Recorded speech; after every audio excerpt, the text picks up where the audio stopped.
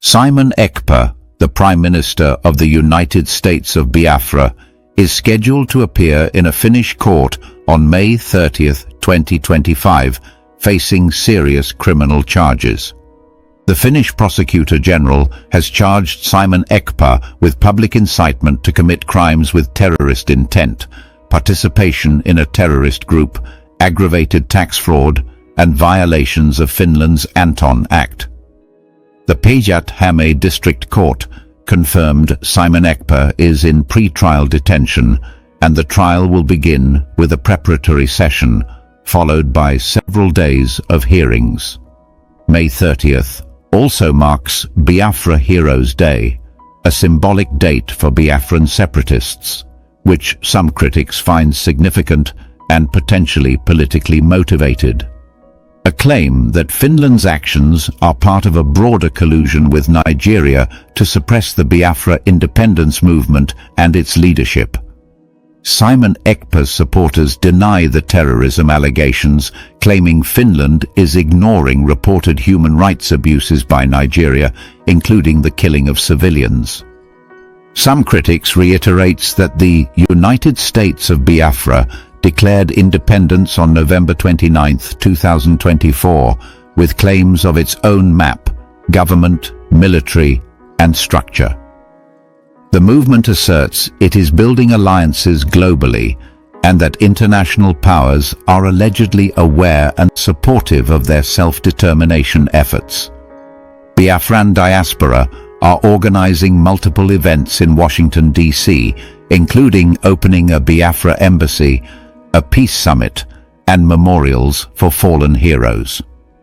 The movement pledges to resist Nigerian occupation, retaliate against attacks, and continue fundraising efforts for nation-building, military development, and humanitarian relief. The upcoming court hearing for Simon Ekpa, scheduled to take place on May 30th, 2025, at the Päijät-Häme District Court in Finland, is generating considerable international attention, stirring emotions and debates far beyond the Nordic borders of Finland. This is not just a legal proceeding. For many, it is a test of justice, international diplomacy, self-determination, and human rights. As this highly anticipated date approaches, questions are being asked, hopes are being pinned, and tensions are mounting. Will this be the day that Simon Ekpa regains his freedom? To fully understand the weight of this moment, one must begin by looking at who Simon Ekpa is and why his name now appears at the center of such a deeply divisive legal and political saga. Simon Ekpa is known as the Prime Minister of the self-declared United States of Biafra, a political entity seeking independence from Nigeria.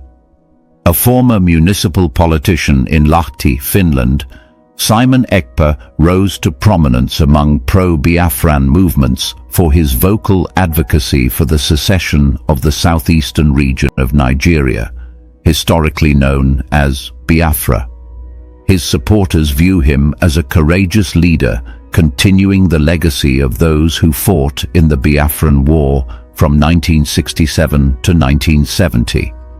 To his critics and to several governments, however, his methods and rhetoric have drawn controversy and now criminal charges. The charges Simon Ekpa faces are serious and multifaceted. The Finnish Prosecutor General's office has charged him with public incitement to commit crimes with terrorist intent, participation in a terrorist group, aggravated tax fraud, and violations of Finland's Anton Act, a piece of legislation that governs national security, especially in cases involving terrorism and foreign influence. These are not trivial allegations. They suggest, according to Finnish authorities, that Simon Ekpa's actions may have gone beyond political advocacy and entered the realm of criminal behavior. The Päijät-Häme District Court, which is handling the case, has already confirmed that Simon Ekpa remains in pre-trial detention.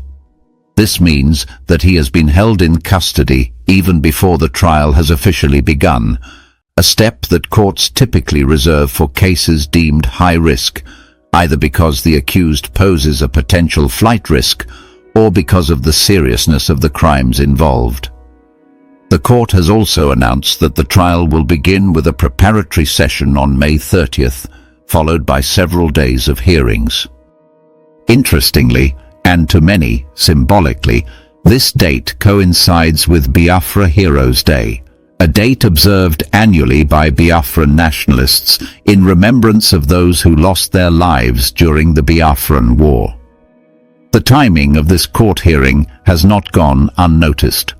To many within the Biafran diaspora and among Simon Ekpa's supporters, the coincidence appears too calculated to be dismissed as mere scheduling. Some claim it is part of a broader collusion between the Finnish government and the Nigerian state aimed at undermining the Biafra movement. Critics suggest that rather than acting independently, Finland may be responding to pressure or incentives from Nigeria, possibly driven by political alliances or trade agreements. These allegations, of course, are difficult to verify. The Finnish justice system is widely regarded as transparent and independent, with a strong adherence to the rule of law. But in the court of public opinion, especially in emotionally charged geopolitical conflicts, facts often wrestle with perceptions. Supporters of Simon Ekpa argue that Finland has shown a selective approach to justice. They claim that while Finland is actively prosecuting Simon Ekpa, it has largely ignored well-documented reports of human rights abuses committed by Nigerian authorities. These reports allegedly include the killing of civilians, suppression of dissent, and persecution of ethnic minorities, particularly in the southeastern region of Nigeria. The Simon Ekpa case, then, is not just a question of whether one man will be freed. It has come to symbolize something much larger, a clash between state sovereignty and the right to self-determination, between political activism and national security, and between the global North's legal frameworks and the aspirations of post-colonial societies. In the narrative presented by the Biafra movement, the Finnish court case is just the latest attempt to crush a legitimate bid for freedom. According to this version of events, the United States of Biafra officially declared its independence on November 29, 2024, complete with its own map, government, military, and social structure.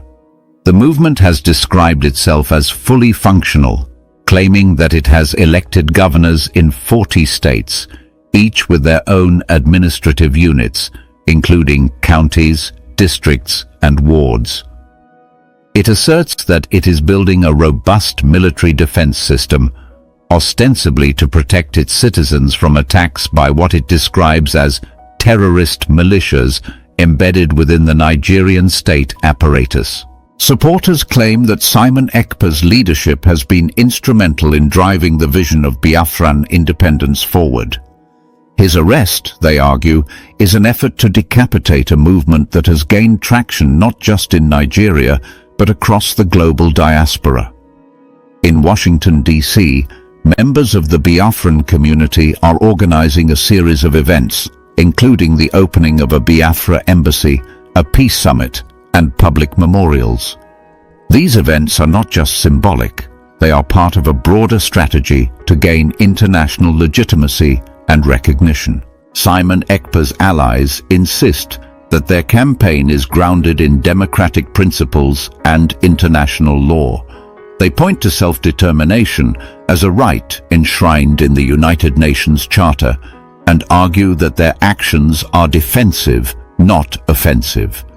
They have pledged to continue resisting what they call the occupation of Biafran territory by the Nigerian military, to retaliate against what they describe as state-sponsored aggression, and to continue fundraising for humanitarian relief and national development. On the other hand, the Finnish authorities appear to be treating the case purely as a legal matter. In their view, regardless of the political motivations or nationalist aspirations behind Simon Ekpa's actions, what matters is whether he broke the law. If it is proven that he incited violence, participated in a terrorist group, or engaged in financial misconduct, the Finnish courts will likely have no choice but to convict him. The central question, then, is what evidence has been gathered. At this stage, not all of the prosecution's documents have been made public, but the court has indicated that the hearings will be largely open to the press. A panel of 3 judges will preside over the trial, and the proceedings are expected to last several days. These details point to the gravity of the case, and also to the importance the court places on transparency. Among Simon Ekpa's followers, there is a sense of both anticipation and anxiety. On one hand, there is hope. Hope that the court will see through what they believe are politically motivated charges and release their leader. On the other, there is fear that the trial could end in conviction, which could weaken or even dismantle the fragile momentum the Biafra movement has built in recent months. For many, this is not just about Simon Ekpa, it is about what his trial represents. It is a trial of competing truths. The truth of a state's obligation to protect itself from perceived threats versus the truth of a people's right to chart their own future. It is also a reflection of the global tensions between nationalism and globalization, between North and South, and between historical narratives that still cast long shadows today. From the perspective of the Finnish government, the decision to prosecute Simon Ekpa may have been an unavoidable one. If evidence exists that links him to incitement or terrorism, then justice under their laws must run its course. But this legal process is taking place in an environment charged with historical pain and political urgency. For millions of Biafrans around the world, May 30th is not just a court date. It is Heroes' Day, a day that already carries the emotional weight of memory, resistance, and sacrifice. The fact that Simon Ekpa will stand before judges on that very date is not lost on anyone.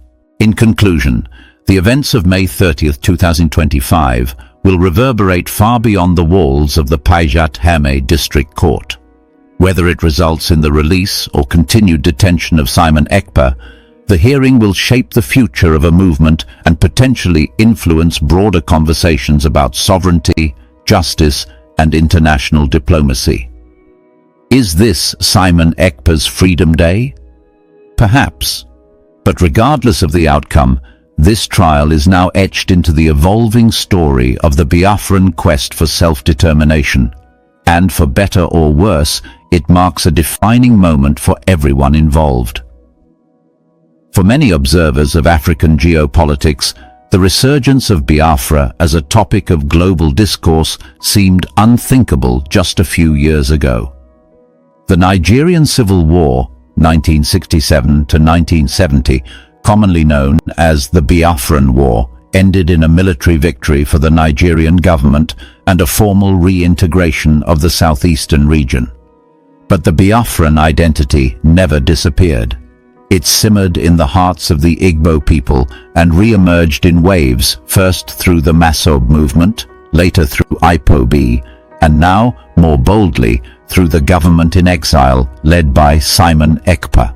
His arrest and trial in Finland have inadvertently thrust the Biafran question back onto the global agenda. At the United Nations, a quiet but growing group of diplomats from small nations, especially those with post-colonial histories, have begun privately questioning the fairness of Finland's response and the silence of major powers. Some Caribbean and Pacific Island nations, who achieved their independence through international pressure rather than armed conflict, are reportedly sympathetic to Biafra's right to self-determination and are monitoring developments closely. Meanwhile, Nigeria's diplomatic corps has remained firm. In statements from its Ministry of Foreign Affairs and through surrogates in Western embassies, the Nigerian government insists that Simon Ekpa is a security threat.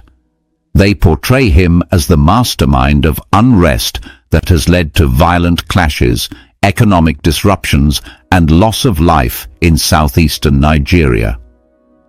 Nigeria has long insisted that its territorial integrity is non-negotiable, and that the Biafra movement, whatever its claims, must be confronted as a matter of national security.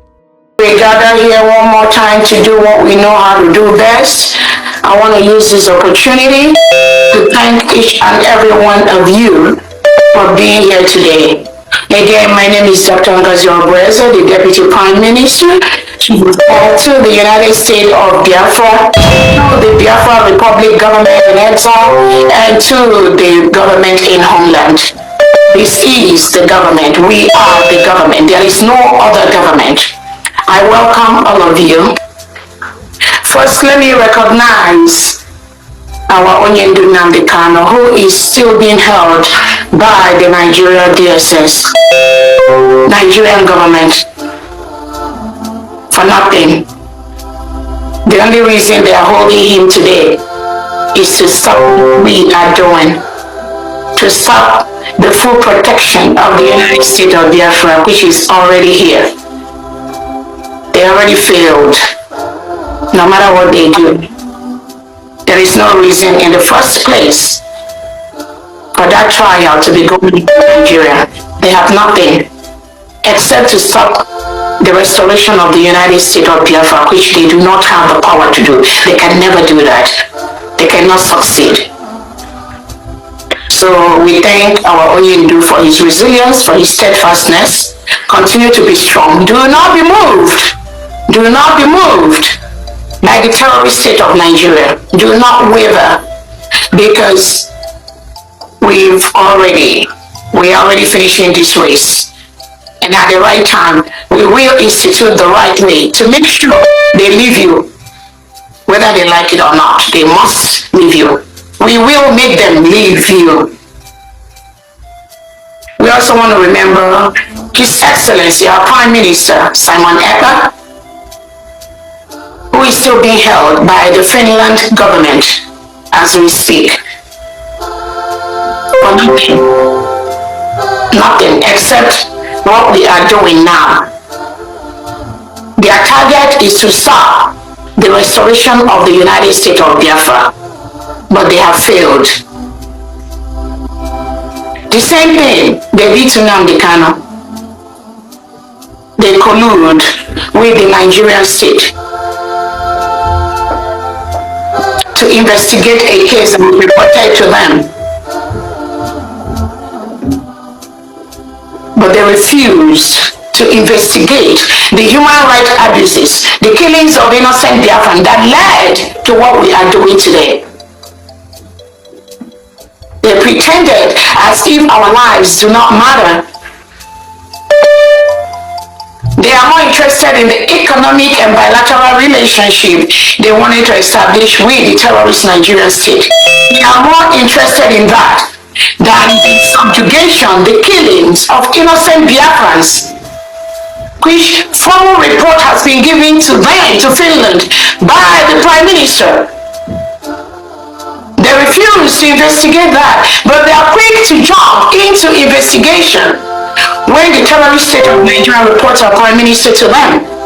Again, the whole essence of this was to stop what we are doing, to stop the full restoration of the United States of Biafra, but they failed. We are a nation at this time, and at the right time, we will institute the appropriate protocol to ensure that Finland let our Prime Minister go immediately. We will, as a nation, do what we have to do to make sure that happens. So we want to encourage our Prime Minister, Simon Ekpa, to be resolute, to be strong. Do not be moved. Do not shake, because we've restored the United States of Biafra. We've done that. Finland could not stop that. Nigeria could not stop that. So all these fights, they are taken to different quarters, is null and void. The major reason why they took our prime minister away is to stop the restoration of the United States of Biafra. But we tell them that the restoration of the United States of Biafra as a free nation does not depend on any one man. It does not depend on Prime Minister Simon Ekpa. Neither does it depend on Nnamdi Kanu. It is the will and the wish of the people to be free from a state, a Nigerian state that reintegrates and rehabilitates non-terrorists into the community. Hire them in the military and the police, give them AK-47, send them to the southeast, southwest, middle belt, different part of indigenous Nigerian states to displace the citizens, to kill the Christians and take over their homes. That is the plan of Christopher Musa, and that is what he continues to do. No matter what he tells the world, no matter how he tries to paint it, we are the one wearing the shoe. We know where it pinches. Finland cannot tell us our story. Nigeria state cannot tell us our story. It is we Biafrans that must tell our story. And that story is already told. We are an independent nation today. We met all the criteria. We declared our independence on November 29th, 2024 in Lahti, Finland. We conducted a self-referendum where over 50 million Biafrans voted, both at home and abroad. We have our map, the map of the United States of Biafra. We have a distinct people, distinct culture, distinct tribe. We are building our alliances all over the world. So we are an independent state. Currently, Nigeria is occupying a foreign land. We have written to Nigeria to peacefully exit our land. We have written to most world leaders about the independence of the United States of Biafra. We are employing all the peaceful means to ensure that we exist in our land without any interruption from anyone. We have the 40 states of the United States of Biafra in the Biafra territory. We have a full set structure in our land in Biafra. We have the 40 states with the 40 governors. Each of the states have 15 counties with the districts and the wards. All the 40 state governors have commissioners that work in different departments in their states. We have our Biafra military. We are building on them by the second.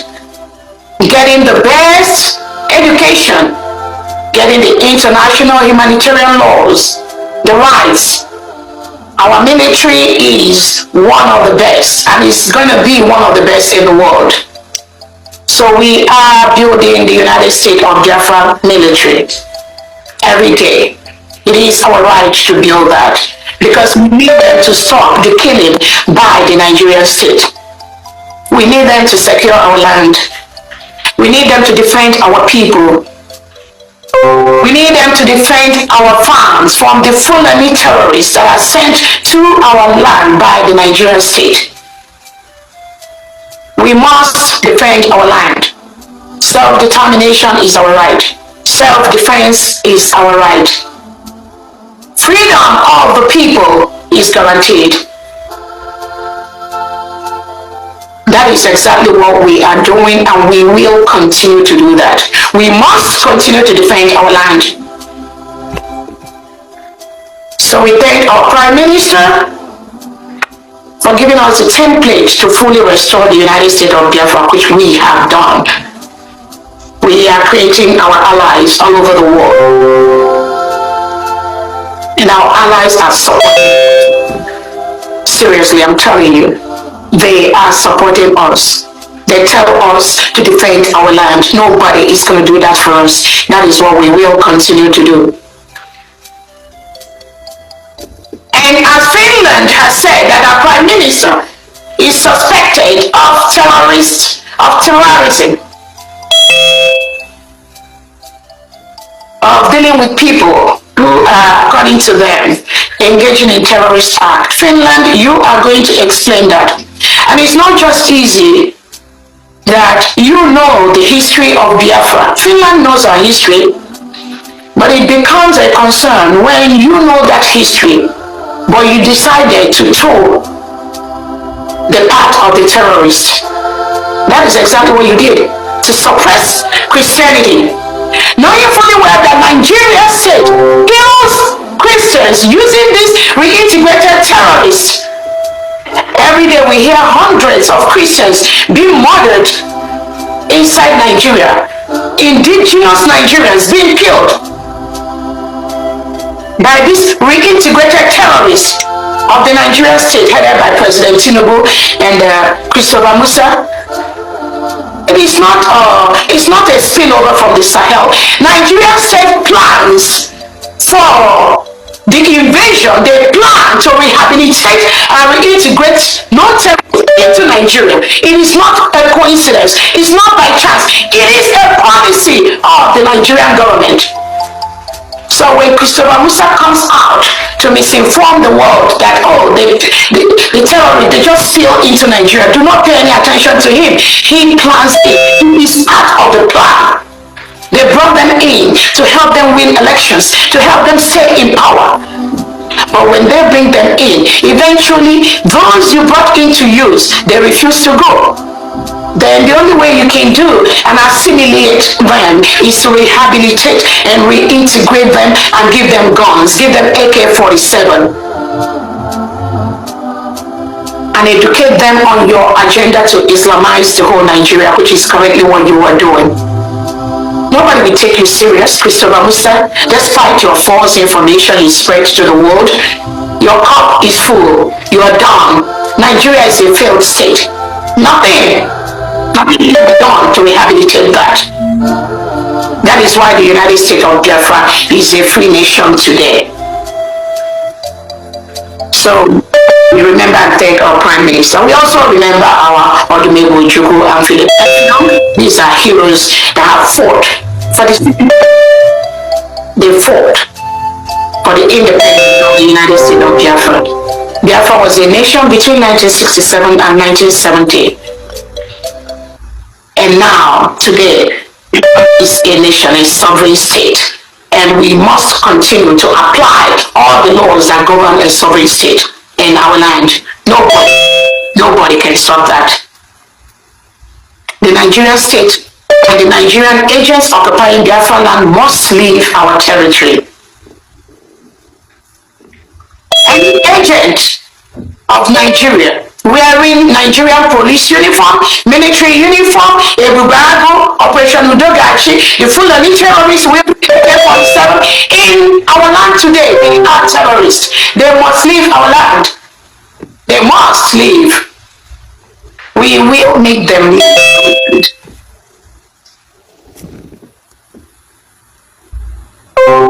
I want to let Biafrans and the world know that anybody that infringes on your freedom just for one day is your enemy. Anybody that locks you up for one day for nothing is your enemy. There are no two ways about it. Thoughtless of infringing and locking somebody up for 2 months, 3 months, 4 months, 5 months, 5 years, 4 years. Anyone that does that is your enemy. Have no doubt about it. There are no two ways about it. That's your enemy. The plan by Finland to continue to push the globalist agenda, partnering with the so-called South side to get what they want. The game being played by Alex to play along the line is dead on arrival. United States of Biafra is a free nation. We will do everything possible to protect our people and our land, both at homeland and abroad, anywhere they are, all over the world. It's a promise.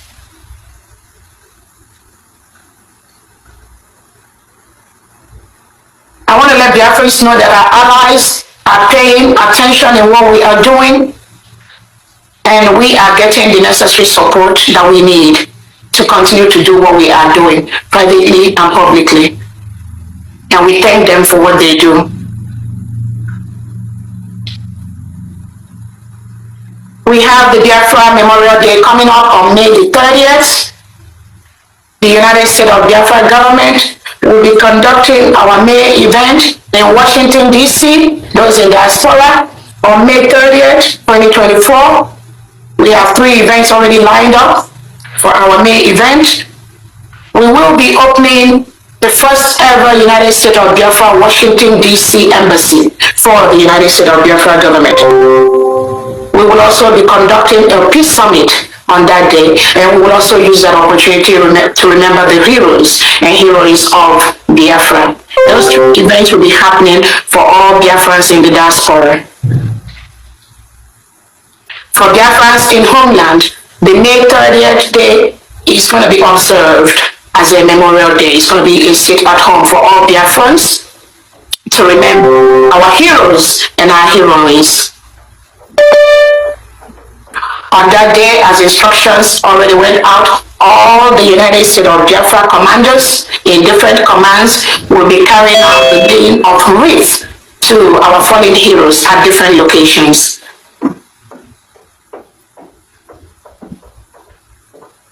The few commanders at the different barracks will be conducting those ceremonies on that day, May 30th. That is the Memorial Day for the United States of Biafra, heroes and heroines. We will remember them on this day. I want to also use this opportunity to let Biafrans know that we have our common enemy. Our common enemy are the reintegrated and rehabilitated terrorists wearing Nigerian military uniform, Nigerian police uniform, a Bubago uniform, Operation Udogachi.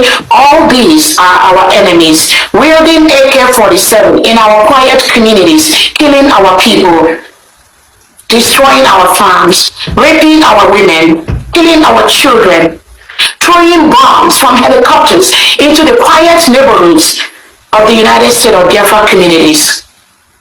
These are our enemies. They have no right to be doing what they are doing in our communities. They are advised to leave our communities peacefully. The United States of Biafra will continue to do everything possible to defend those communities where the Nigerian state continue to kill our people. We will defend our communities, and we will defend our people. We owe them the right to defend them.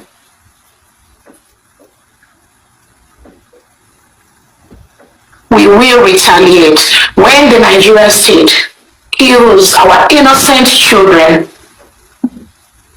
The other day, Nigerian helicopter, on the command and order of Christopher Musa and President Tinubu, bombed innocent communities in Biafra land, killing innocent children that was just playing in their home. No comment from President Tinubu, no comment from Christopher Musa, no comment from the delegitimized Southeast governor that was in that state. No comment from any of them. No word. They turned a blind eye when innocent Biafrans are killed in their homes. The United States of Biafra, we will retaliate these deaths of innocent Biafrans. We will protect our homes. We will protect our people.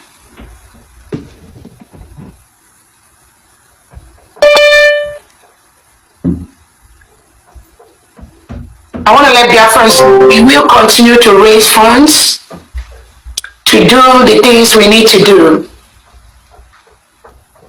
We will continue to raise funds to protect our new nation, the United States of Biafra, which is going to be one of the best countries in Africa and even one of the best in the world. We have the manpower, we have the intelligence, we have the mineral resources, we have the people. We have everything needed. We have the intelligence to build one of the best countries in the world. Our people are scattered all over the world. Many of them are going home already. We will go home and develop our land to be one of the best in the world.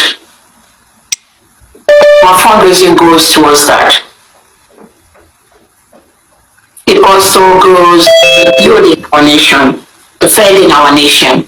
We have our ID cards, we have our passport, we have our driver's license. All this process. It is from these little funds we get that we do all these wonders. We also thank our private sponsors.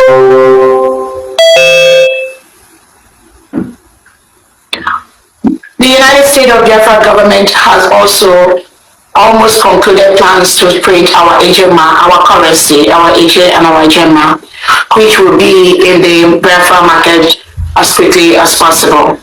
We will start using our currency.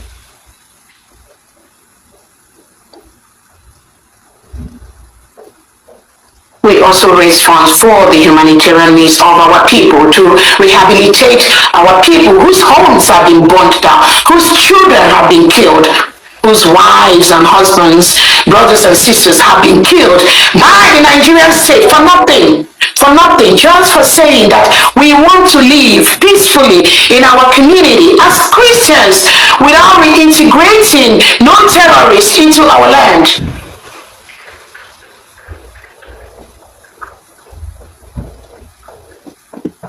That is what we are doing. That is what we will continue to do.